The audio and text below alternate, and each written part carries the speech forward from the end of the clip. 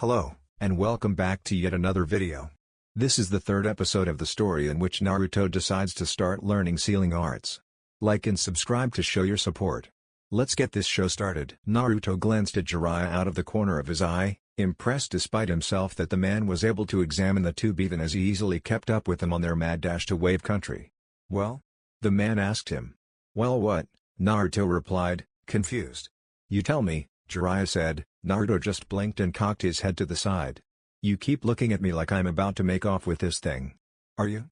Naruto asked, having learned early on in life it was better never to take anything for granted. "Baka," Sakura scoffed. "Jiraiya-sama is one of the Sannin of the Leaf.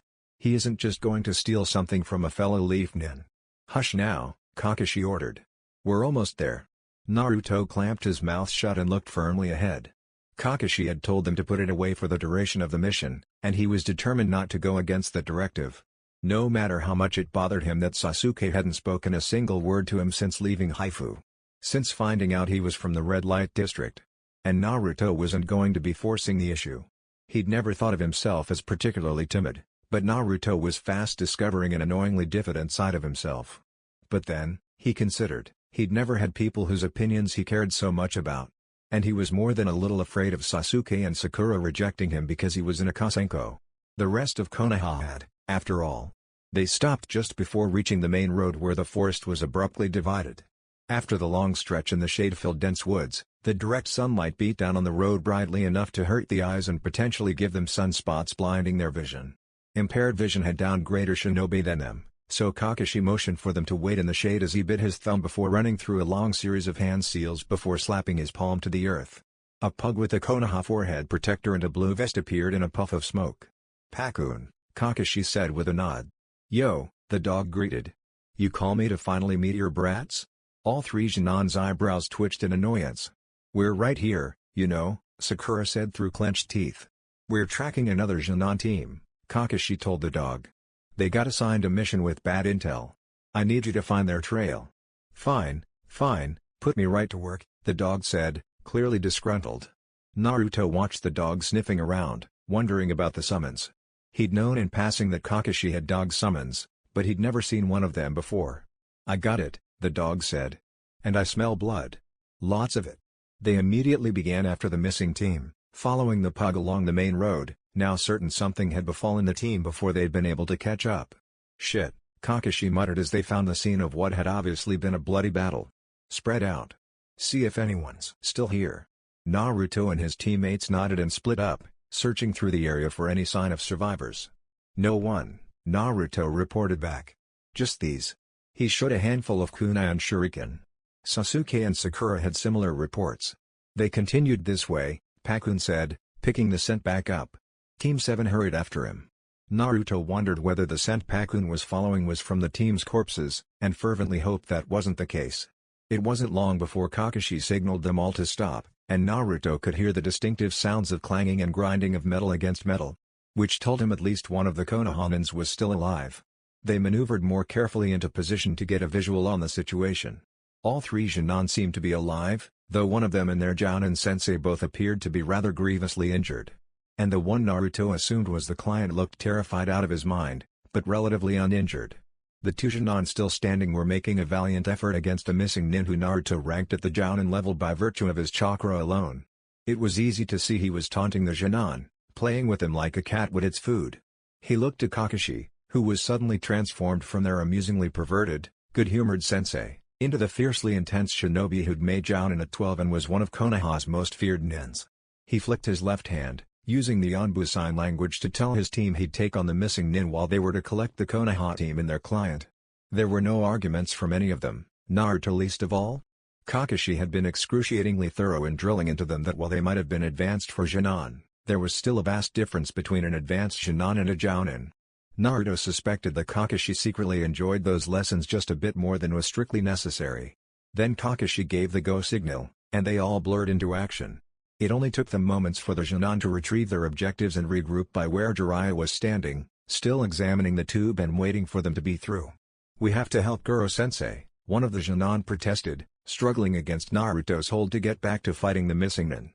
"Cut it out, Kakashi-sensei is taking care of that guy," Naruto said, even as he threw out a half-dozen of his special kunai to create onigiri cage bunshine to act as lookouts while he was distracted. Jiraiya's attention immediately snapped to the onigiri bunshine. "If you go back out there, you'll only distract Kakashi-sensei and you'll get yourselves and him killed," Naruto bluntly told the two Genin. "So sit down and shut up until I tell you otherwise. Now Sakura, anything you can do to help any of these guys?" I don't.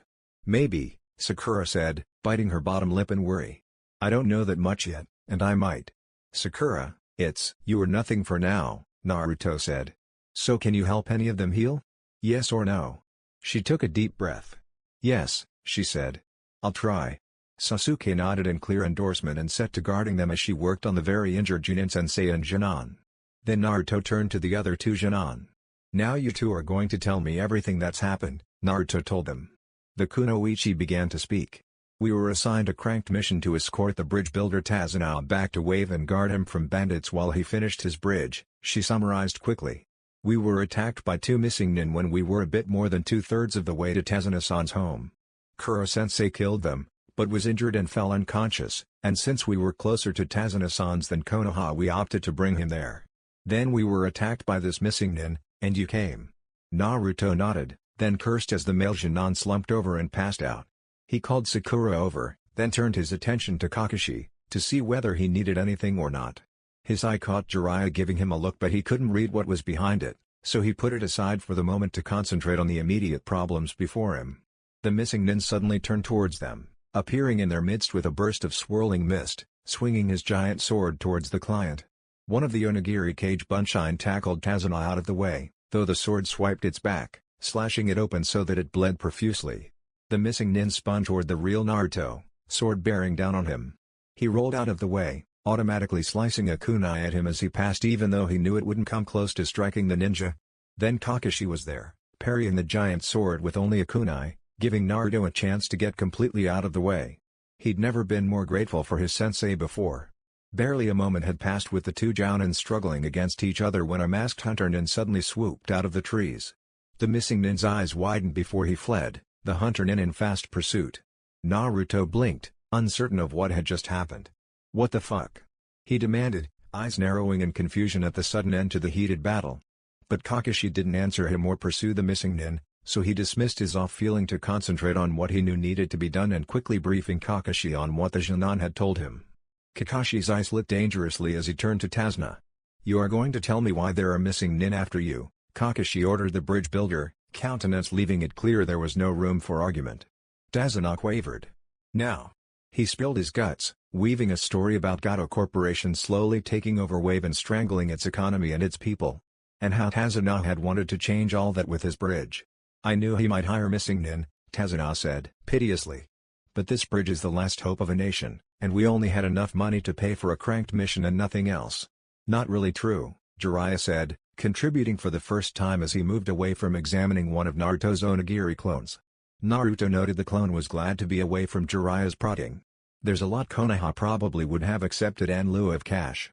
An exclusive right of first refusal for all ninja contracts, preferential trade status, maybe. We've done things like that in the past, when it's been necessary." Tazuna looked scared and baffled, running his hands over his face. "Sakura, how are Kuro and his Genin?" Kakashi asked. "I've done the most I think I'll be able to," she said. "I've studied a bunch of scrolls, but I've never done anything like this before, especially not in the field." Kakashi nodded that he understood, and looked over what she'd done as she explained it further. "Good," he said. "You agree they can be moved without further injury?" She nodded. "Then we're headed back to Konoha. But, what about me?" Tazuna sputtered. "I really couldn't care less," Kakashi said, eyes and voice flat. "You lied and endangered my fellow Konoha shinobi.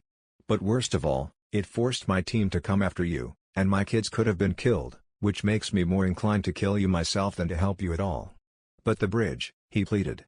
"It's the last hope for my home. For all of Wave. Not my problem." "What if I promised all that stuff that guy said?" Tazuna asked desperately. "About ninja contracts and trading." "Like I said, not my prob. It's a deal," Jiraiya interrupted as he pulled a piece of paper from the message tube he'd appropriated from Kakashi and glanced through it. "The Hokage has agreed to the change in the mission parameters. So long as the drunk here actually has the authority to agree on behalf of the Wave. Kakashi ground his teeth in frustration, but didn't speak against it. I'm all that's left, Tazuna said. I'm the only one who could be headman or elder, so I'm both by default, I guess. Oh no, excuse me, please, asked the female Genin from the team they'd rescued. What about Kuro-sensei? And my teammates? Hokage-sama will send a medic with an escort, Jiraiya said. For now, we just need to get to Wave. Oh, she said. Good.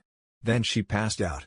It hadn't taken them long to reach the channel separating Wave from the mainland, not with a Genin of Team 7 plus a handful of Naruto's clones carrying the unconscious Konoha team and the client.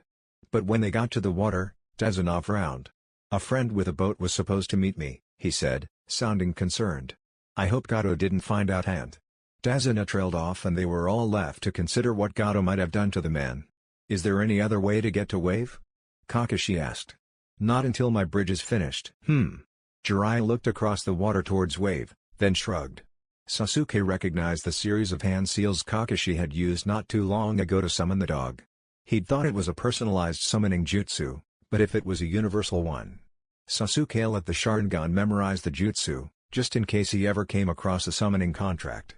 As soon as Jiraiya bit his thumb and slammed his palm to the ground, a large toad appeared. Giant. Frog, Tazuna stammered, pointing at it faintly. Sasuke could understand his shock. He wouldn't admit it not even under duress, but seeing a toad the size of a small house freaked him out just a little bit, too. Well? Jiraiya asked, jumping up on the toad's back. You coming or not? Kakashi let out a hefty sigh and rubbed the back of his head. I hate riding on toads, he grumbled. I never quite got the hang of it. Why don't we just walk across the channel instead? Stop bitching, Gaki, Jiraiya said.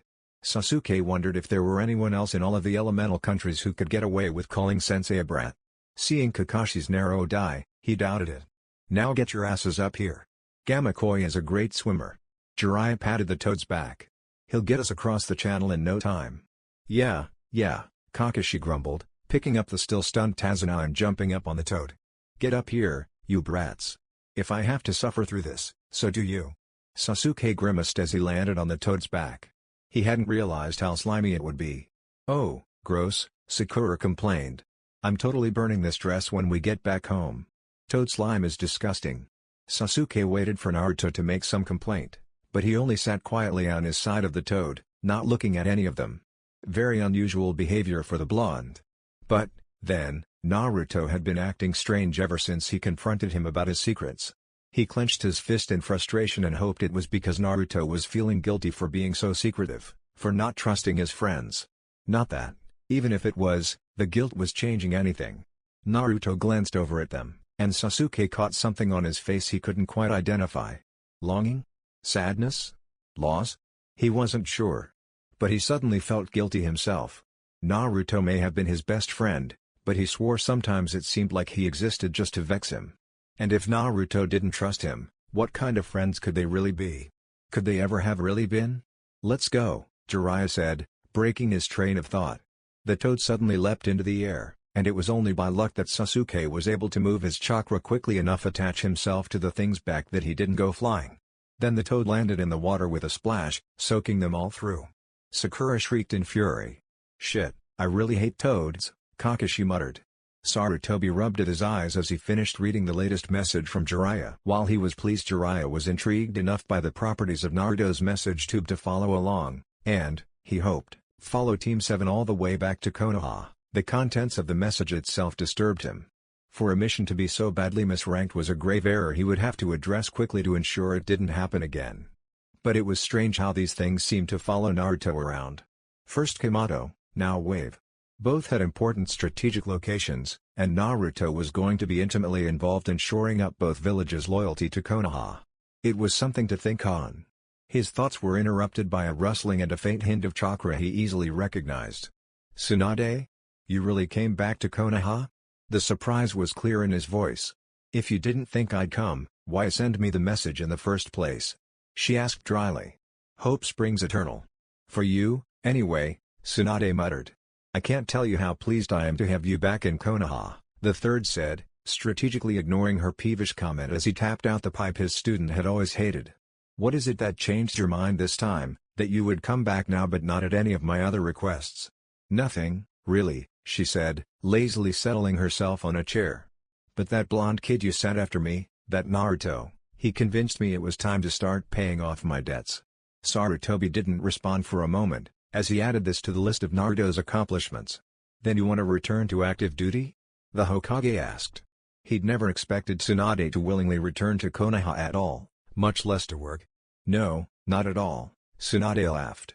"Really, I don't think I'm fit for active duty. I'm taking another apprentice, and I'm opening a medical academy." "Truly?" he asked, equal parts thrilled and surprised. "An academy for medic nins? That would certainly be beneficial for Konoha, so long as you don't take too many of our active duty nins away from their other responsibilities." "DCH, you never would give me my pick of ninja to train," she scoffed. "I'll take some kids. At least they probably won't have picked up too many bad habits yet." His mind raced through several options as she got up and began to pace around the room. "No one knows I'm back yet, so I'm going to scout out possible locations while I'm still under the radar," she said. "I'd appreciate it if you'd let me announce my return in my own time." She gave him a significant look. "Of course," he agreed. "I would like to discuss this with you in more detail, but at the moment I must find a medic nin and an escort to send after your young friend Naruto and his team. Perhaps we can adjourn until this evening." "What happened?" Tsunade asked, a keen look in her eyes that Sarutobi hadn't seen there in years. "Kakashi said they were just going after that Jiraiya. How much trouble could they really have gotten into?" He gave her the broad strokes of the situation, and she was up and leaving before he was even finished. "Shizune and I will take care of it," she said. "We'll be back." And she was gone.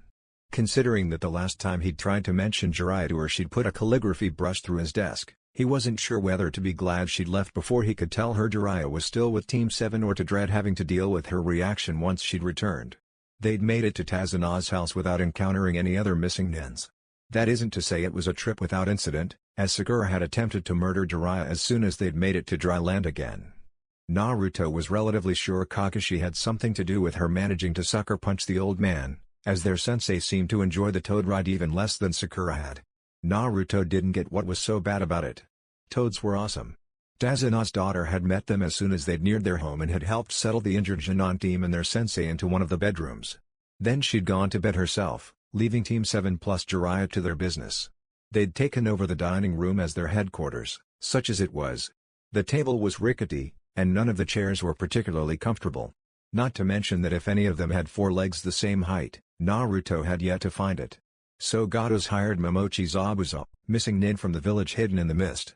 Also known as the Demon of the Mist, Kakashi started off their impromptu meeting. Sasuke had pointedly sat next to him, though he'd also pointedly not said a word to him. Naruto had no idea what point Sasuke was trying to make, but he was sure there was one. Somewhere. Maybe. Possibly. Well, there was a chance of it, anyway. "I don't know who the fake hunter nin was, but we'll have to assume he's a Junin-level accomplice," Kakashi was saying when Naruto tuned back into the conversation. "Accomplice?" Sakura asked, surprised. "But wasn't Momochi running from the hunter nin?" "I think it was Jiraiya-sama he was running from," Sasuke said thoughtfully. "You knew the hunter nin was a fake?" Sakura asked. Sasuke shook his head. "I knew something was strange with how they tore out of there once Momochi caught sight of Jiraiya-sama, but I didn't know the hunter nin was fake, no." Naruto suppressed a sigh. He'd seen the same things Sasuke and Kakashi had, but hadn't caught any of that. Jiraiya leaned forward on the table, resting his chin on his hand. "Momochi Zabuza doesn't worry me," he said with the casual dismissal that could only come with the complete self-confidence of one of Konoha's greatest legends. Because Naruto had borrowed Kakashi's bingo book from his pouch when he wasn't paying attention, to look Momochi up, and had found he was not a missing nin to be taken lightly. And he'd decided he was very happy to have both Kakashi-sensei and Jiraiya with them. Hearing the hunter nin was an accomplice only made him more so.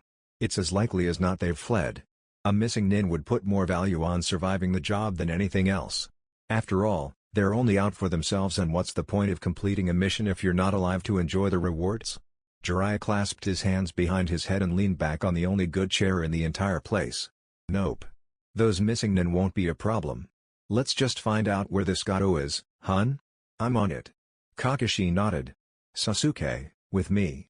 Sakura, look after the other team until the medics get here. Naruto, you're with Jiraiya. See what he wants from you." They all three nodded, Then Sasuke followed Kakashi out the door and Sakura headed back up to the bedroom they'd converted into a makeshift infirmary. Naruto had to admit he was a little glad to be out from under Sasuke's scrutiny.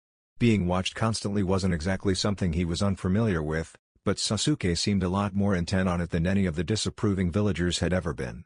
He wondered what Sasuke was worried about him doing, or whether it was just because now that he knew where Naruto was from, he didn't trust him anymore. A definite possibility, no matter how unsettling. "All right, brat," Jiraiya said, letting his chair fall forward again and leaning his elbows on the table. "Kakashi wanted me to teach you a few things about seals. So why don't you show me what you've got?" "Sure," Naruto said with a shrug, deliberately casual. Because that Kakashi had lined up another teacher made Naruto very nervous, especially given the timing of it. Surely he wasn't trying to get rid of him as a student. Naruto tried to reassure himself. He wasn't exactly successful. "What do you want to see first?" Naruto pulled a small scroll from his inner jacket and unfurled it about a foot, looking for a specific storage seal. Then he bit his thumb and swiped it over the seal with a bit of his chakra to unlock it. "You carry the specs around on you?" Jiraiya asked skeptically. Of course. After all, it was the only place Naruto could be sure he would know immediately if it were stolen. Jiraiya snatched the scroll from him and began reading it. He looked up from the scroll. "This is gibberish," he accused crossly. "Of course it is," Naruto agreed. "You don't think I'd leave it unsecured so that any old perv who wanted to peep could check it out, do you?" Jiraiya scrutinized the large scroll more carefully. "A low-level genjutsu," he murmured, catching and breaking it. "And an explosive tag?" he asked, surprised to see such an obvious line of defense. And one that was so easily dealt with. He began the seal sequence to dismantle the tag. "We'll have to work on how you secure your..." Jiraiya put his fingers to the seal and the whole scroll disappeared. His eyes shot to Naruto, who only smiled. "What happened to it?" Jiraiya asked. "I told you," Naruto said. "I take care of what's mine, and I sure as hell don't leave something like this under such little security." He pulled out his main storage scroll and again unsealed the scroll. "When someone tampers with the seal, it automatically returns to my storage scroll," Naruto explained, this time disabling the security before handing it over to Jiraiya. "Let me show you what I did in Komodo," he said. It was, to his mind, his most impressive work to date. And, though he hated why he had to do it, he knew that it was important to hedge his bets. Which meant he needed to make sure Jiraiya was impressed and interested enough to take him on, just in case Kakashi was planning to ditch him. And for the first time in his life, Naruto found himself wishing to lose a bet. Naruto was listlessly browsing through books on seals when he heard Sasuke and Kakashi come back. Jiraiya had taken a few hours to glance through all of his scrolls, then shoved a stack of books on seals at him. "Even when the bridge is finished, it's going to be a weak point," Jiraiya had said. If someone wanted to cut off fire from Wave, their first point of attack would be that bridge. "So you're going to come up with a sealing structure that will protect it. Kakashi says you're a genius. Now prove it." Naruto bit his bottom lip as he considered what he'd have to do. He knew seals to increase durability. He had based his own Onigiri Bunshine around modified durability seals, after all. But durability seals would only help keep the bridge from normal wear and tear. Jiraiya was talking about a seal structure that would protect it from a full-fledged attack designed to destroy it. And the texts Jiraiya had given him weren't any help. At all. In fact, they were barely more informative than the primers from the Konoha Shinobi library that he'd read months ago. He thunked his head down on the table contemplating his next step. He had no idea where to begin. Not that he'd ever admit that. Not to Jiraiya. Not when he needed him to take him on as a student. Not when this was some stupid as fuck test that he didn't want to have to pass in order to prove himself, but knew he had to anyway. He lifted his head when he heard someone walk into the room, and cocked his head to the side that it was Sasuke. Who only looked back at him calmly and sat down without a word. Just like every other time Naruto had turned around since Haifu, Sasuke was there, watching him. He wasn't sure what Sasuke was after, other than perhaps driving him out of his mind, which he was accomplishing quite well, but if there was a point to it all, Sasuke wasn't sharing. And Sasuke wasn't talking. At least, not to him. Not that that was particularly unusual. Of the four of them, Sasuke had even Kakashi beat when it came to communicating without words. So he wasn't particularly surprised when Sasuke took out a whetstone and began to work on his kunai wordlessly. Naruto took a deep breath then tried to go back to his seals, but he couldn't focus properly and the rhythmic scraping sound of Sasuke dragging the blade against the stone kept stealing his attention. "What are you doing?" Naruto finally asked. Sasuke raised an eyebrow. "I don't mean the kunai, Naruto said, interpreting the look. "I mean, why have you been doing this?" He gestured between them. "You know. Following me. Watching me." Sasuke eyed him for a handful of moments, then looked away. "I'm waiting," he finally said. Which, though progress as Sasuke had spoken actual words to him, told Naruto absolutely nothing. Which, in turn, drove Naruto absolutely insane. "What are you waiting for?" Sasuke only shook his head and went back to his kunai. The bastard. Determined to ignore him, Naruto started searching Jiraiya's books more closely. Just because none of the seals detailed in them had descriptions that said, "Pick me. I'm designed to defend a bridge from insane shinobi and warlords." Or even, "handy for defending civilian infrastructure," that didn't mean that they necessarily had no application here. And maybe that was part of this stupid test Jiraiya had set him. Maybe he was supposed to find the needle in the haystack that was best modified into something, anyway. More than half the problem, he realized, was that he didn't know what he needed to protect it from. He knew how he would destroy a bridge. Explosives could solve most problems in life, no matter what Kakashi-sensei said to the contrary, but he knew other ninja would use a whole host of different methods. "Oi, bastard, if you wanted to destroy the old man's bridge, how would you do it?" "Fire," Sasuke said, raising an eyebrow at him as though the answer should have been self-evident. "It's a concrete and steel bridge," Naruto replied. "Does that shit even burn?" Sasuke shrugged. "Everything burns if the fire's hot enough." And he supposed Sasuke would know. Pyro. So whatever he came up with would have to make the bridge explosion-proof and fireproof. And, he considered, pursing his lips, what if the shinobi was a water type? He could make a huge wave to crush the bridge. He thought of what Kakashi had done in Komodo to help empty out the bowl for the lake, and decided that a talented shinobi could probably either sink the entire bridge into the earth underneath the channel, or call up a tornado to tear it apart. An enemy could pour acid on the structural supports, call down lightning to crack the surface apart, summon a big-ass toad to squash it. The possibilities were endless. "Shit," he muttered, thunking his head back on the table. "How's it coming, genius?" Naruto's head whipped up at Jiraiya's voice. "Fine," Naruto insisted, pasting a grin on his face. "Fine fine fine. Everything's just fine?" "Good, good," Jiraiya said, heading back out of the room with a wave. "Make sure you don't disappoint me, genius." "I won't, He trailed off as Jiraiya was already gone. "Fine." His head fell to the table with an audible thunk this time. Face buried in his hands, he didn't notice Sasuke scowling after Jiraiya, or the protective glint in his teammate's eye as he looked to Naruto again before restarting on his kunai. The next day passed in much the same manner as the first. With Sakura caring for the injured team, with Kakashi and Sasuke doing recon work on Gato, with Jiraiya doing Kemi only knew what, and with Naruto poring over every bit of information he could get his hands on about Fuu and Jutsu and desperately trying to come up with an answer to Jiraiya's puzzle.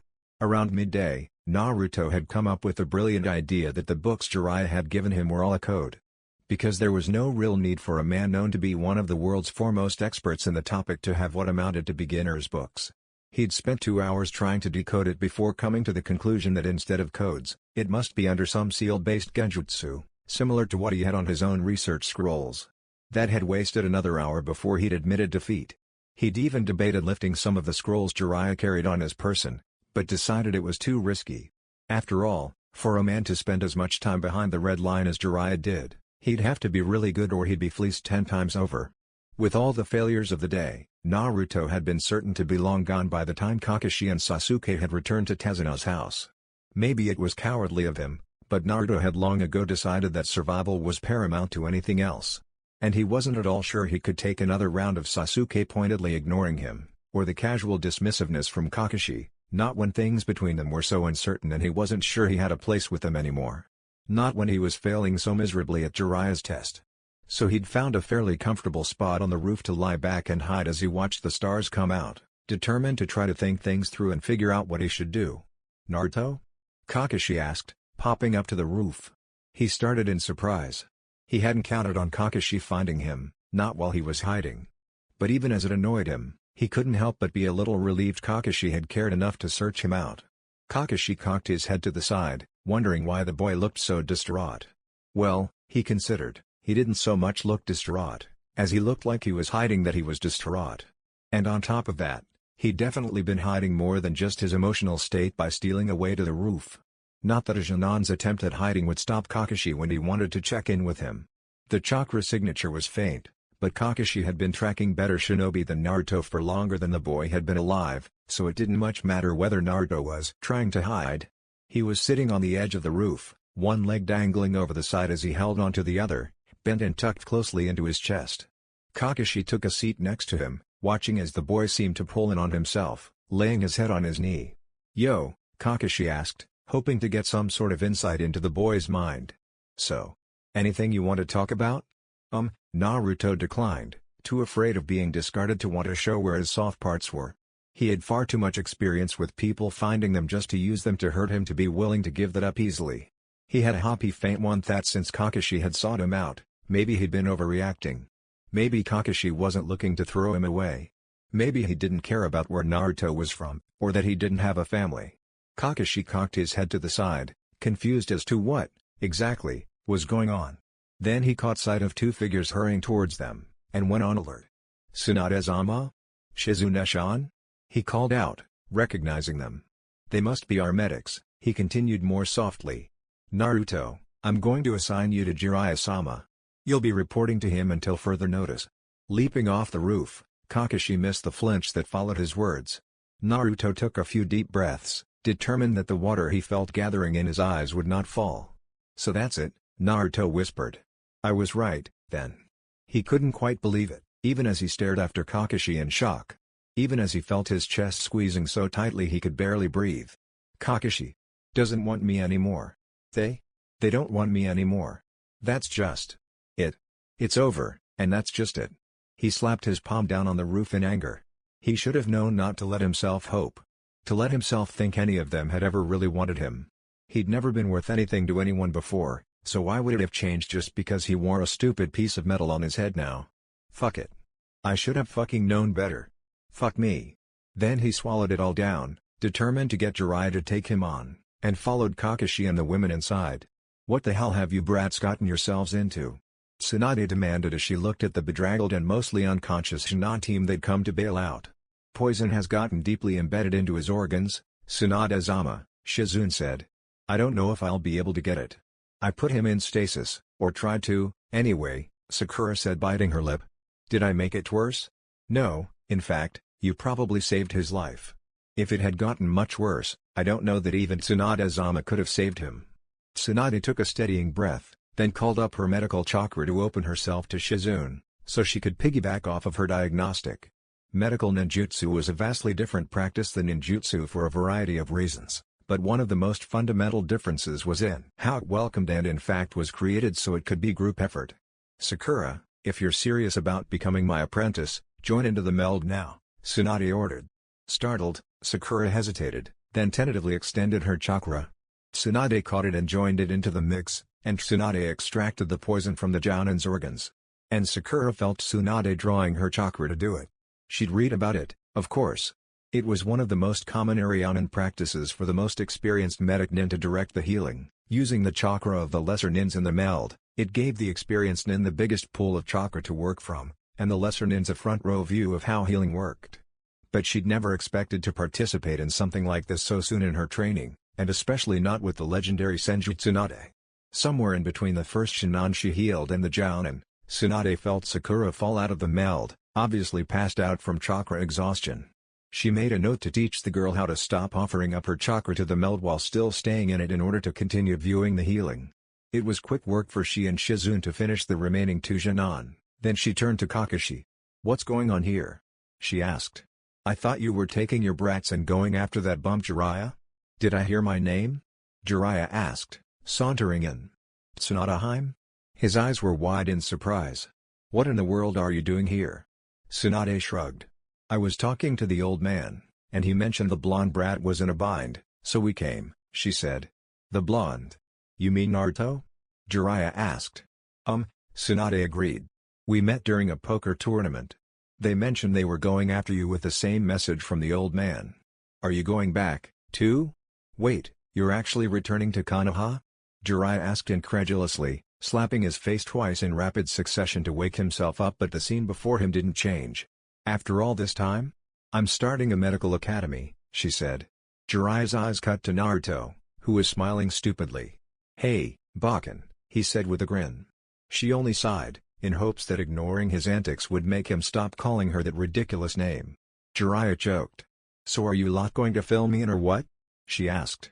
"Kakashi said I should report to you until further notice," Naruto told Jiraiya the next morning, heart still aching over it. It surprised him how much his team's rejection hurt him. He'd thought he'd become inured to such things long ago. He'd been glad that Tsunade and Shizune had been there, even if just for the night their presence had managed to distract him from Team 7 for a while. But they'd left, patience in tow, at first light, leaving him without even the distraction of caring for the injured team's needs. "Good," Jiraiya nodded, motioning him to have a seat. "Kakashi's team is going to concentrate on protecting the workers as they build the bridge while Kakashi tracks Gato down." Naruto wanted to protest that he was on Kakashi's team, but knew it was pointless. And really, he wasn't anymore anyway. "So what do you want from me? Other than that seal structure?" Jiraiya asked archly. Naruto cursed inside his head, knew very well Jiraiya still wanted that damn seal structure. The bastard didn't have to rub it in that he still had no clue but only let out a nod. "Are you sure?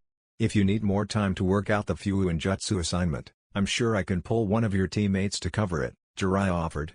No, I'll be fine," Naruto protested quickly, waving his suggestion off.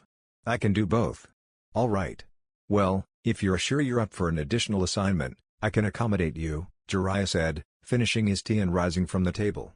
"We'll be prepping wave for Gato's replacement. The daimyo is sending a few of his trade advisors and the representatives from a few of his shipping companies shortly." Naruto cocked his head to the side, forcefully pulling his mind away from Fuinjutsu and back to Jiraiya. "What do you mean, prepping wave? Have you seen the people here? They've been so cowed by Gato and his men, I don't think they can fathom that he might be gone someday. And once he is gone, sometimes places go a little crazy when the dictator abruptly leaves power. We don't want wave to go crazy and try to fight off fire's influence. We especially don't want them to do it by suddenly remembering they can fight. Eventually, they'd realize that fire can help make their lives better, but that could take some time. So we'll just be helping that process speed along, so to speak." "You don't mean helping along like I helped Tsunade along in returning to Konoha, right?" he asked skeptically. "Because that'll be, well, really expensive." "What?" Jiraiya asked, blinking in surprise. "You mean bribe them?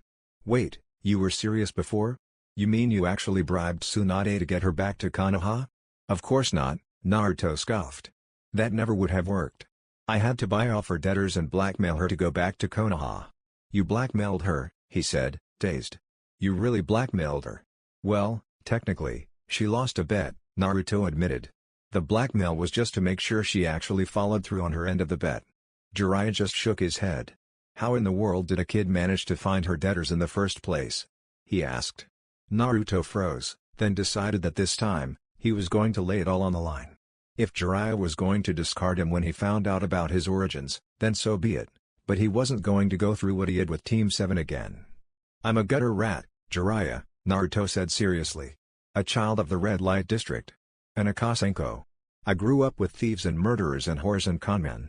And the Yakuza." Finding the people who held Tsunade's debt wasn't the problem, making sure they leave me alone after I got what I wanted from them was. Jiraiya stared at him for a while, as though uncertain what to make of him. "Since Kakashi's handing me off to you after this mission is over, I thought I'd put it out there," Naruto said with a nonchalant shrug that didn't betray the tense nervousness he was feeling. "Because if you're going to drop me because of it, I'd rather know now so I can start looking for a new sensei right away, instead of just when I'm starting to get comfortable with you." He snapped his mouth closed, unsure of why the last bit had come out and hoping that hadn't let too much slip.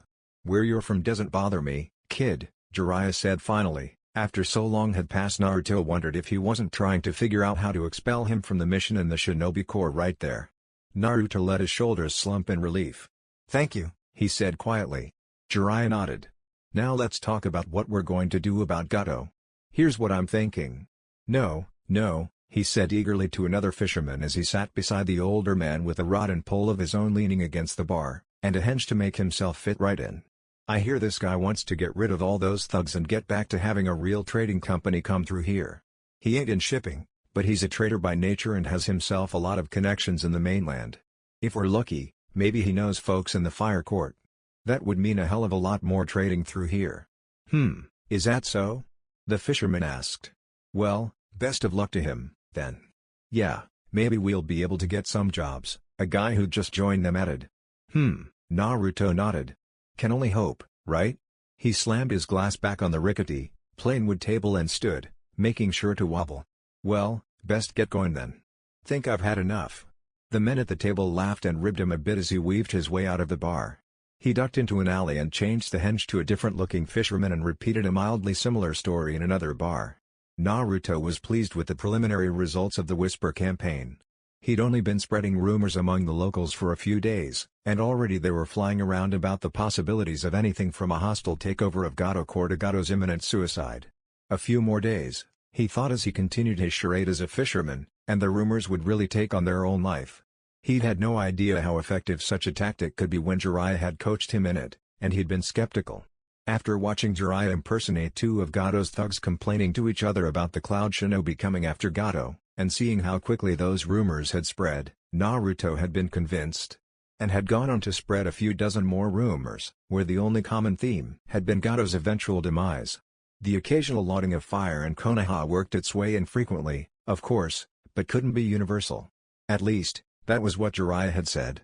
He didn't think the locals would catch one. They didn't seem sophisticated enough to figure out their rapport. Jiraiya had said that it wasn't a good habit to slack off on easy assignments, or it would become a bad habit, and bad habits habitually killed good shinobi. Naruto wasn't sure that he was a good shinobi yet, but he was determined he wouldn't be a dead one, so he followed Jiraiya's advice and only mentioned fire or Konoha every third conversation he had. He created a few onigiri bunshine and used a henge to turn them all into reasonable facsimiles of Gato's henchmen and headed into another random bar. He really loved this assignment. Of course, it also had the added bonus of giving him a valid reason to spend as little time in the house as possible while Kakashi and his team were there. He wasn't sure how long he could stand having his exclusion rubbed in his face, not when Sasuke and Sakura had been assigned to cover the bridge without him during the day and assisting Kakashi during the night, so he'd taken the precaution of being there as little as possible. With a legitimate cover of running the Whisper campaign down in the village, he could be gone as often as he wanted. And when he was there, he managed to either hide himself away to work on the stupid seal structure which he still wasn't certain how to complete, which was causing him more panic and concern than he was willing to admit even to himself, or closet himself with Jiraiya to work on other ways to screw Gato over while they waited for the Fire Daimyo's people to show up. That part was really fun. No matter how unsettling it was that Sasuke was still somehow finding all of his hiding places and sitting with him, just watching him silently. If he didn't know better, he'd have said Sasuke had picked up his fangirl stalker tendencies. As it was just salt in an open wound that his teammate didn't trust him enough to be without a watcher. 3 bars later, Naruto took a look at the sun and decided it was safe enough to go back. Kakashi and the others had undoubtedly eaten dinner and would be heading out shortly. The Whisper campaign, after all, wasn't the only part of their plan. The op, much to Jiraiya's satisfaction, was going very smoothly. More smoothly than he'd expected, in fact, given the additional help Naruto had been able to provide him in preparing for the daimyo's people. But while it was certainly very useful for Naruto to have the skill set that he did, Jiraiya couldn't help but be troubled by the fact that a 12-year-old had them at all, much less to the degree of expertise Naruto held. After all, not even shinobi children often knew how to forge documents or embezzle money or blackmail important figures straight out of the academy. In fact, the only thing Jiraiya had had to give him pointers on was the Whisper campaign. And he hadn't even had to do much there. The boy seemed to be a natural. He knew a lot of those skills came from being a self-proclaimed gutter rat. But that had only caused Jiraiya even more consternation, as he knew well and good that Naruto should have been no such thing. So that he'd apparently grown up in one of the rougher neighborhoods was very troubling to him. And he hadn't missed the familiar way Naruto had acted at the brothel in Haifu. The other 2 brats had been uncomfortable and antsy when he'd finally emerged from the ladies' tender mercies. But not Naruto. No, he'd been playing that crazy card game he'd often seen the house girls play, and Naruto was playing it as though he'd been doing it for years. Added to the fact that Naruto had called the girls Nichin and the brothel's mistress mother, Ondas he'd found out when he'd settled with the mistress had known to slip her some cash to keep her happy instead of helping Jiraiya slip out the side way. Jiraiya had a good idea that Naruto spent quite a bit of time in Konohazakasen when he was growing up. Which wasn't just another rough neighborhood, and definitely not a place anyone would want a child wandering around alone and without guidance and protection. The whole thing raised far too many questions for him, and Jiraiya planned to grill Sarutobi about it extensively when he returned to Konoha. But for the moment, it wasn't something Jiraiya could spend too much time focusing on. There was getting rid of Gato to deal with, and figuring out just why, exactly, Naruto seemed to think that he was going to apprentice to him. Especially when Kakashi had been so vehemently opposed to the idea. "Is Naruto out again tonight?" Kakashi asked as he got ready to head out for the evening himself. The kid's good." "He is," Kakashi agreed with a sigh. "I was hoping to catch him before I took the others out again. I wanted to see how he's doing." "Have you talked to him about the dangers of seals yet?" "We don't just sit around twiddling our thumbs all day, you know," Jiraiya replied mildly. "No, I know," Kakashi said. They both looked up as the door opened, and none other than Naruto himself came in. He paused when he caught sight of Kakashi, which Jiraiya thought odd. "Well?" Jiraiya asked him, and Naruto seemed to come back into himself all at once. "A few fishermen, then lots of bars," Naruto replied. "They seem to be the only business left on the island. But I found company that lent me a sympathetic ear in all of them." "Good," Jiraiya said. "What about the seal structure?" "It's coming," Naruto said, looking away. "Oh? Do you want me to look over what you've come up with so far?" Jiraiya offered, making sure to pitch his tone as supportive instead of the amused he really was. No, that's alright," Naruto protested. "I can work it out." "Really? But..." "Well..." Jiraiya raised his eyebrows and motioned with his hand for Naruto to spit it out. "Maybe it would help if I understood more about how the bridge was being built," Naruto admitted, shoulders drooping. "There are too many parts to it, and I don't know what's really important and what's, not. So. Do you think I can go with them tomorrow? To work on the bridge, I mean?" Fine, Jiraiya said with a shrug. "This is the most important part of the mission, So make sure you impress me, genius." Naruto slumped down further, and Jiraiya worked to suppress his smile. "Right," Naruto said. "I'll just go work on it some more."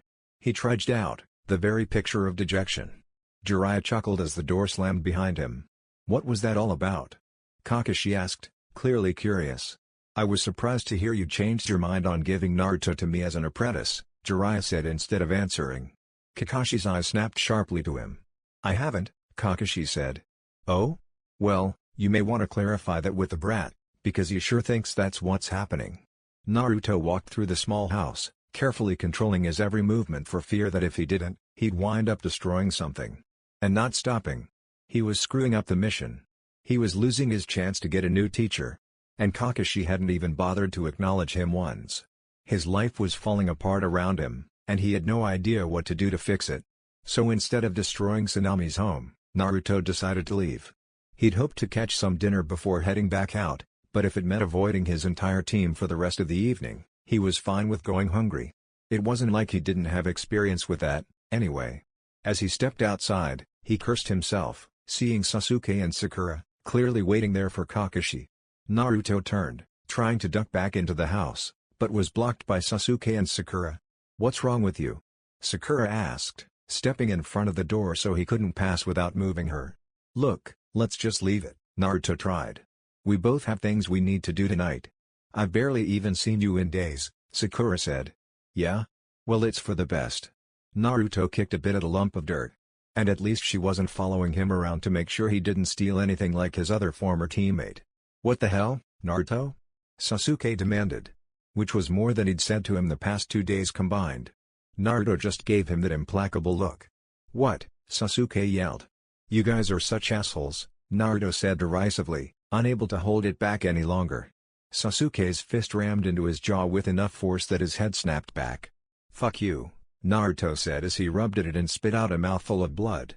"Sasuke," Sakura scolded, reaching out a hand covered in green medical chakra to Naruto's jaw. "Here, let me." Naruto slapped her hand away. She stared at him, her mouth opened in shock and her brows drawn together in confusion. "Look, I get it, okay? You guys are done with me. You don't have to make believe anymore that you ever actually wanted me around. You've made it clear you don't want me, and you don't trust me, so fine. Same goes. Kakashi's found me a new sensei, which I suppose is more than I should have hoped for. So you guys can go fuck off and leave the dirty little thief to his gutter," Naruto said viciously, letting his anger at their betrayal lash out.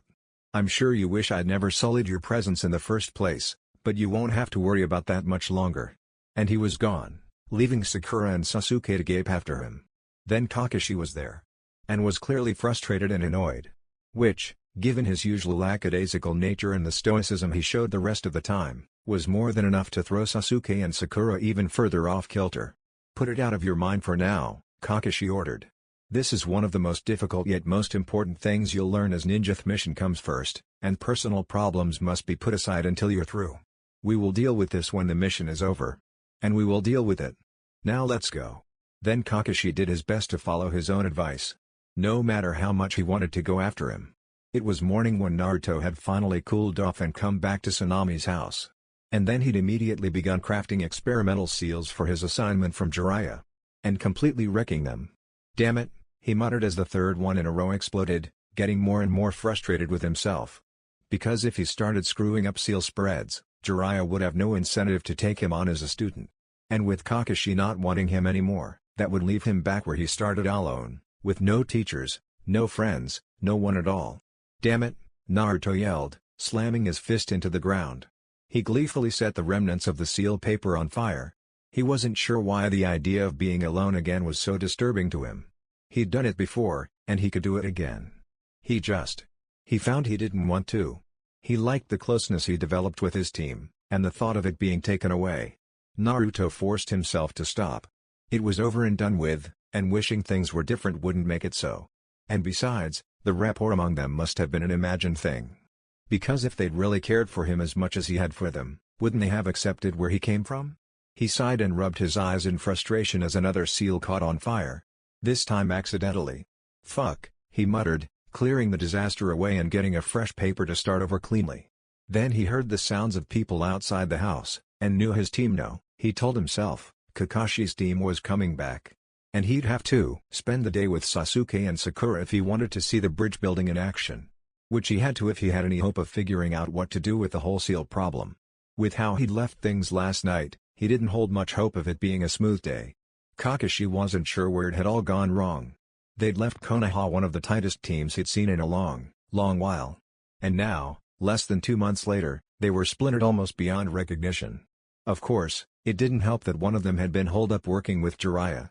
No matter how glad he was the man was taking time to work with Naruto on his sealing, and no matter that it was his own idea in the first place, it was annoying that Naruto was gone from the team so often. And it had put a rather unfortunate crimp into his tentative plan to tie his kids together and lock them in a room until they'd worked it all out. So he was surprised when Naruto walked into Tsunami's house as they were all eating breakfast. "Naruto, you're back," Sakura said, voice cautiously happy. "I need to go to the bridge with you today," he said, not looking at any of them. Jiraiya said it was all right. "I'll meet you out front when you leave." Kakashi frowned. "Sit and have breakfast with us." Naruto scoffed, turning back towards the door. "I have things to do. And right now, that's sitting with your team and eating dinner." Kakashi's tone left no room for argument. When Naruto's back straightened incrementally, he knew he'd made his point clear. "Team?" Naruto asked, still facing the door. "Team?" His voice was low and angry. And bitter. Kakashi had never heard someone so young sound so bitter. "You've all made it clear I'm not a member of your team. So fuck you." "That's not. You're a." Sakura and Sasuke had both stood and started to yell. But Kakashi had had enough. "Stop. Sit. Do not speak. This is an order." Kakashi turned to his other two students. "You, too." They looked from Kakashi to Naruto and back again, then sat. "We're going to fix this right now," Kakashi said. "I don't know where you got the idea that you aren't a member of this team anymore, but you're mine." "Bullshit," Naruto called. "You've all three of you made it clear you don't want me anymore, not after finding out I'm an Akasenko. So don't try to pretend otherwise. I don't give a shit that you're from the red light district," Sasuke cut in. "I care that you never told us. You never tell us anything. There's nothing about me that's worth knowing," Naruto responded, voice harsh and rough. "I've been a thief and a con man and a smuggler and most else you can think of, because I grew up in the Akasen with nothing and nobody, and had to fight for every fucking thing I've ever needed. And I'm not sorry for who I am or where I'm from or what I've done, because I fucking survived it and that's more than others can say. But that doesn't make any of it anything I'm proud of, or anything I wanted any of you to know. Because, fuck me, but I wanted people to actually want me around for once, and not think I'm just some shit clinging to their shoes because of where I came from." His breathing was uneven, and his eyes narrowed and hard when he'd finished even as he watched their reactions. "I told you I don't care about that," Sasuke said. I couldn't give a flying fuck if you're the son of a whore or the fourth Hokage himself. Yeah, sure, Naruto scoffed. That's why as soon as you found out you started watching me to make sure I didn't touch the silver, and everyone else started ignoring me, and leaving me behind, and giving me those looks. That's why Kakashi pawned me off on Jiraiya as soon as he could. No, none of you care anything about that. Kakashi wondered how this all could have gotten so fucked up. He was about to interject when Sakura spoke for the first time. Naruto, Sakura started, only to be cut off when Sasuke's fist connected with Naruto's jaw. Naruto spit, and Kakashi saw blood. Then he turned his head back and worked his jaw as his eyes stayed on Sasuke. You fucking asshole, Sasuke yelled, losing control of his voice along with his temper. It wasn't about that. It was never about that. I care that I've told you everything I am, and that you've kept so many secrets I don't think I even know who you are. It was about you telling me you believed in me, that you believed I could accomplish my goal, and then telling me I couldn't even walk down the street without you fucking holding my hand, you jackass. Naruto gaped. I didn't. That's exactly what you did, Sasuke said viciously. And I wasn't watching you so you didn't steal anything, I was trying to fucking be there for you so you'd know I didn't care about the whole red light district thing, and so you'd know you could talk to me about the rest of your fucking secrets, you idiot. Naruto was frozen in place, jaw slightly dropped in shock as he stared at them all with a poleaxe look on his face. Kakashi wondered whether it was time for him to step in or not, before things imploded even further to the point where there might be no return. But then, this could turn out for the best, he thought. Like the lancing of a wound, letting everything come out in the open. So he waited for one heartbeat, then two. And then Naruto began to speak. I'm not good at much, Naruto said, looking down and away, voice soft enough they had to strain to hear. My taijutsu is still screwed up from what Mizuki did, my genjutsu is even more non-existent than my chakra control, and it takes me ages to learn most ninjutsu. And you guys. You're smart. And you're good. You're gonna go on and be Jounin, and then the next legends of the shinobi world. Fuu and jutsu and my experience with the shady side of life are really just about all I have to offer, I know that. And I know this is just about as far as I'll ever get. If I'm lucky, I'll sneak through to Jounin, but I'm realistic about my chances for even that. Naruto. Sakura reached a hand out for him, but Naruto didn't even look up. I know you're both capable. Fuck, you're better than I am in every way you can be. But you're the only thing I've ever had that's close to a family, and I know the Akasan and everything goes on in it better than anyone would ever want to, and I wanted to keep you safe from it and out of it. And even if you hate me for it, I'd do it again. Because yeah, either of you could take on any of the yaks or the other fuckers who live there no problem one-on-one. Even 10-on-1. Even 100-on-1. But that shit shouldn't even touch you, should never touch you. There was a period of silence then, as Sasuke and Sakura both watched him without any idea of what to say. Kakashi couldn't blame them. He didn't even know what to think. So I'm sorry you're upset about that. But I guess, Naruto said, turning all the way away to face the door.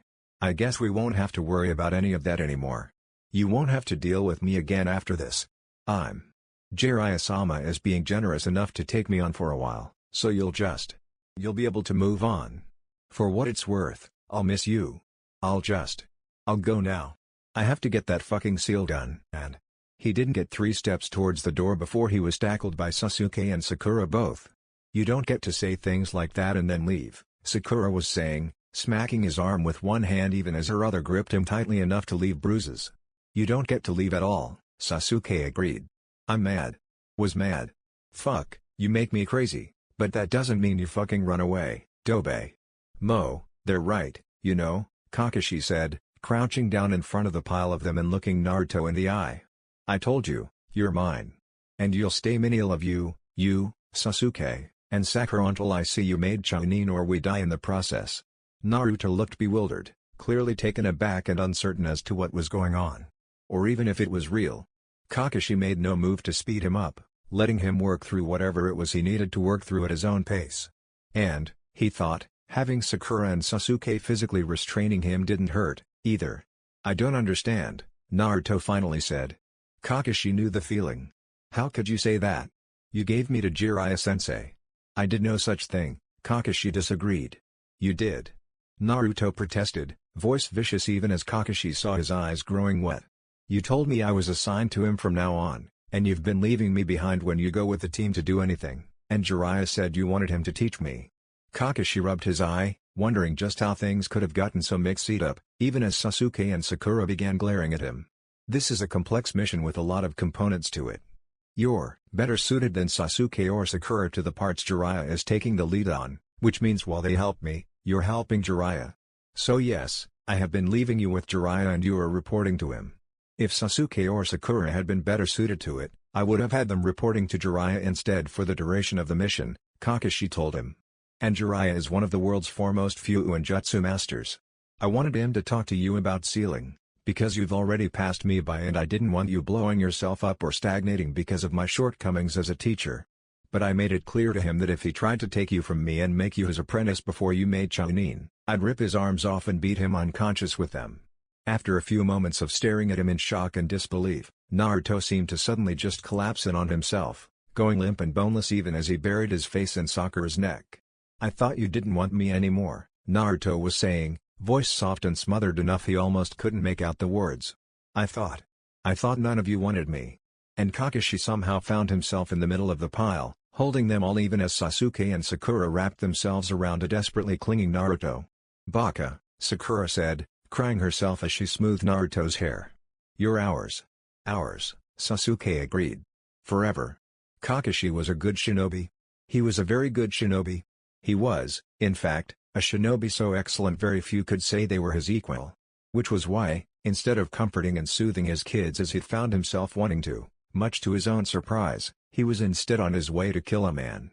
A task he was probably both better at and more suited for than cosseting children.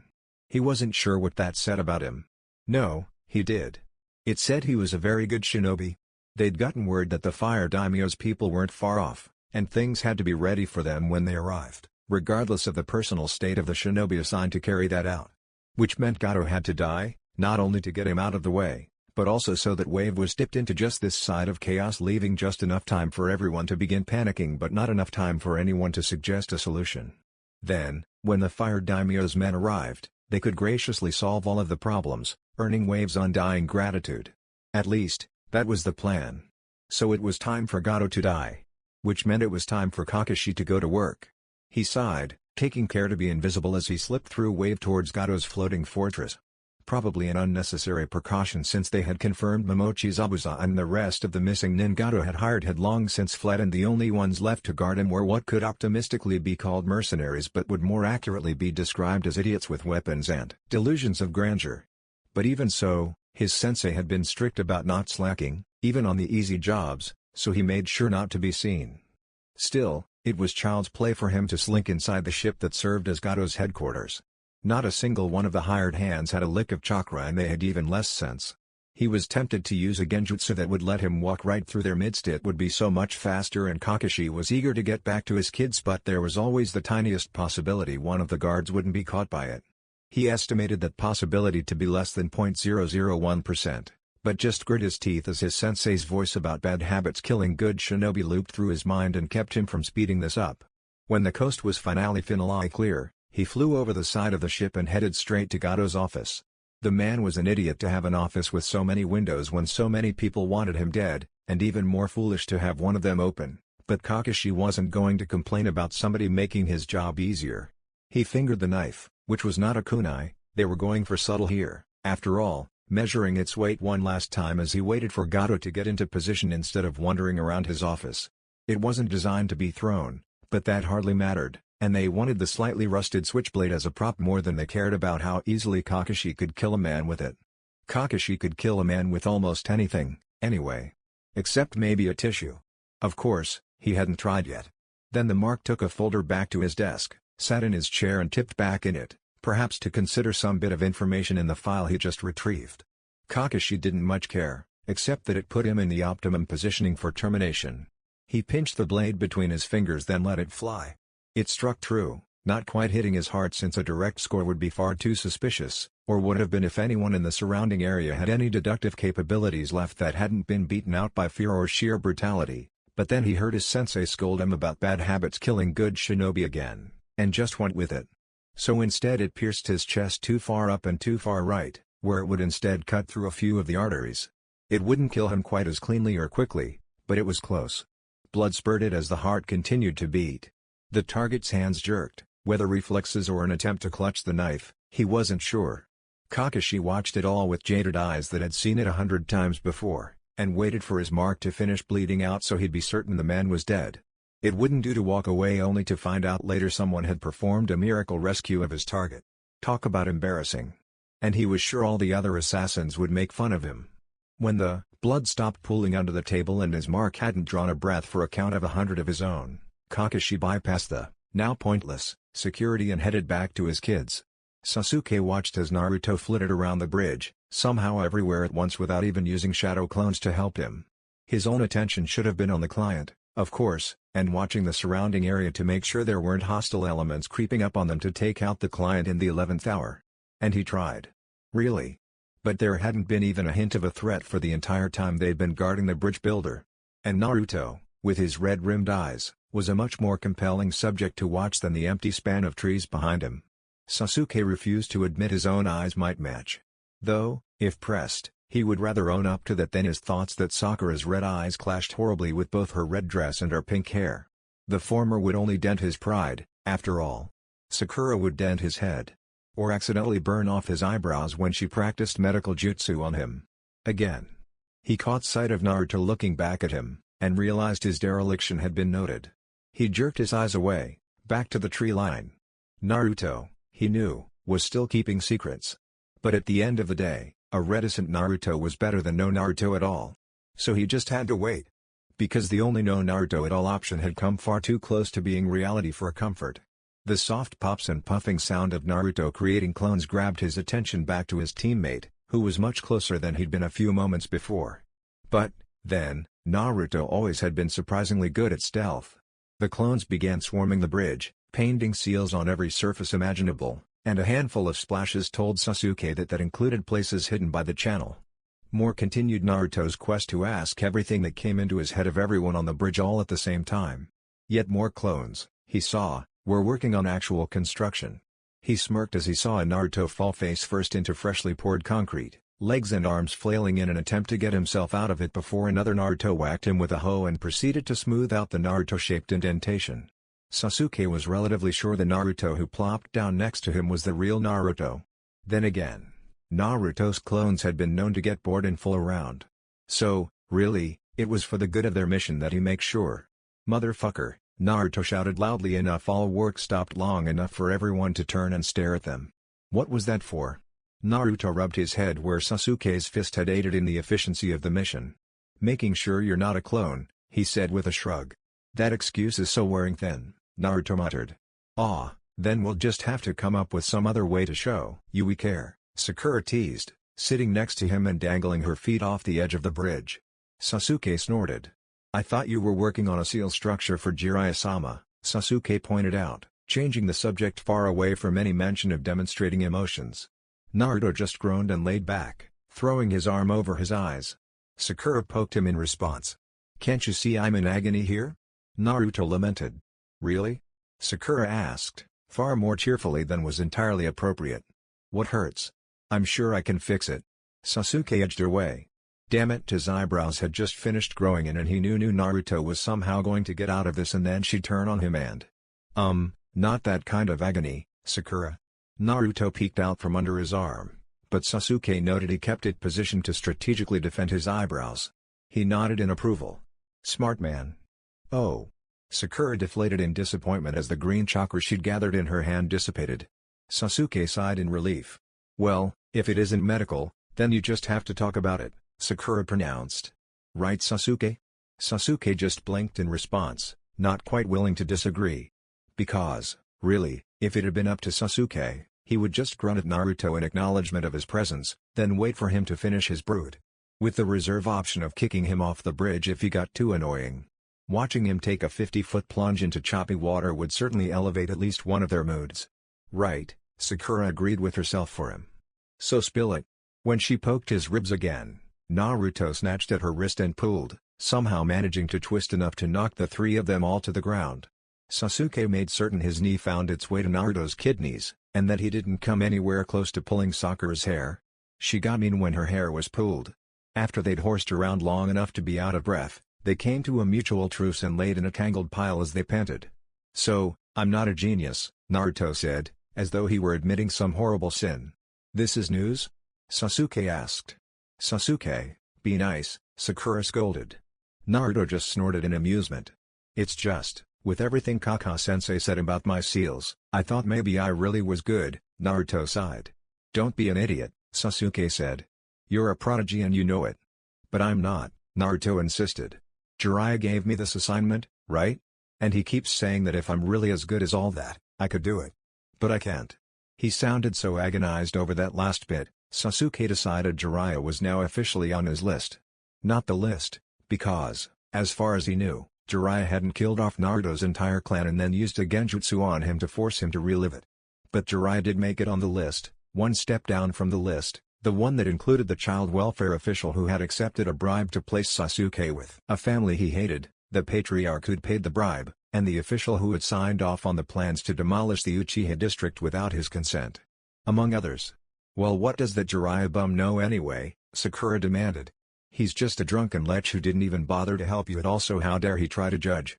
And besides, our sensei knows what he's talking about, and if he says you're brilliant, you're brilliant. And if that Jiraiya disagrees, then obviously it's because there's something wrong with him, and... She trailed off of her rant as Naruto pressed his face into her stomach to muffle his laughter. Hey, this is no laughing matter, Sakura scolded him. I'm being perfectly serious here, Naruto. Naruto. She smacked his shoulder, trying to get him to stop laughing. But she was smiling as she did it. Naruto had decided that he had to tell Jiraiya that night. There was no point putting it off any further, not now that the bridge was almost finished. Not now that he'd come to the conclusion that he'd failed utterly and completely. He'd waited until they'd finished eating dinner, in the hopes that Kakashi and Sasuke and especially Sakura would all head off somewhere anywhere so he could let Jiraiya berate him in private. Because this would be humiliating enough without their presence. And because he was a little worried Sakura would try to kill Jiraiya, and that Sasuke might not hold her back. Of course, Jiraiya wasn't aware of any of this, and so of course he ruined Naruto's carefully constructed fantasy of how this would all play out. So tell me, genius, Jiraiya said, pouring himself a drink as he sprawled over two chairs in Tsunami's dining room. Are you ready to apply the seals to the bridge yet? Naruto bit his lip. Getting Jiraiya's approval didn't matter nearly as much as it had before. Not now that he knew he still had his team. But he still wanted to be good enough to deserve it. And failing was galling enough without that added disappointment. I've already applied modified durability seals that should make the bridge last at least 10 times longer than it would have otherwise, given normal wear and tear. I don't care about that. He waved it away with his saucer of sake. What about protecting it from assaults? You're supposed to be the greatest thing since the ink stick. Where's my seal structure? Naruto paused for a moment, considering his reply. Failing still hurt, no matter that he had people to fall back on. It hurt enough that he didn't notice Kakashi sitting up and setting down his saucer of sake to give Jiraiya a heated stare. I can't do it, he admitted. I tried to come up with something that would make it indestructible, that would keep it safe from any possible attack. But there were too many ways you can destroy a bridge. I was able to come up with something that would work against general explosives and lightning-based attacks and fires. But then what the hell are you supposed to do to keep a bridge standing if someone summons a wave big enough to knock the whole thing down? Or what if someone made the seabed soft enough to sink the whole damn thing? Naruto shook his head in disgust. Kakashi's eye narrowed dangerously at Jiraiya. He could think of another dozen ways to destroy the bridge just off the top of his head. It's impossible, Naruto said, then paused. And besides, it was unreasonable to ask it in the first place. He nodded, as though to say, so there, and crossed his arms in front of him. Kakashi agreed. It was an entirely unreasonable request, especially given that Jiraiya hadn't involved himself in the project at all. It's not unreasonable. You just need to work harder at it, Jiraiya complained. If you really were a genius, you could figure it out. Kakashi's hands twitched, eager to defend his student. The only thing that stayed them was the fact that shinobi were often given unreasonable demands, and this could be a good lesson. That didn't mean he wasn't planning on telling Jiraiya exactly what he thought of this whole thing as soon as they were alone. I'm telling you it can't be done, Naruto argued. There are so many factors involved it's impossible. Are you certain? Jiraiya arched a brow in question, lazily sipping at his sake. Naruto nodded once, definitively, then looked away. Yes. Call me a failure or whatever. But this can't be done. Good. It was Jiraiya's turn to nod as he set his saucer down with a light click. Naruto's head snapped back to Jiraiya at that. What? Kakashi's mind was racing through similar thoughts and coming to his own conclusions. "I'm glad you came to that conclusion," Jiraiya said. "You came up with the right answer to the problem I gave you." "Seriously," Naruto said. "What the fuck?" Sakura and Sasuke looked equally stupefied by Jiraiya's pronouncement. "You're good, kid. I knew that as soon as I saw that message tube you came up with. When you showed me the rest you've been working on. Well, you've got talent," Jiraiya explained. "Enough you'll likely be able to do more with seals than anyone's ever thought possible. And this somehow explains why you set me up to fail?" Naruto demanded. "I set you up to realize that not everything can be done with seals, no matter how good you are," Jiraiya corrected. "No, you set him up for a good, hard mindfuck," Kakashi corrected mentally. "You. Arg," Naruto yelled. "Do you have any idea how many hours I spent busting my ass trying to figure that shit out? Oh, likely enough that you'll remember the lesson." Jiraiya was smiling as he said it. Naruto thought he hated him just then. "You really are a bastard." Jiraiya smiled and poured himself another saucer. "And just think, I'll be following you all the way back to Konoha. If you're lucky, I may even teach you a thing or two." Naruto looked at him in horror, then his head thunked on the table. Jiraiya only grinned more broadly. That's it for this video. I hope you all enjoyed the video. Don't forget to like the video, subscribe to the channel, and follow me on my other social media accounts. Anime God here, and I'm signing off.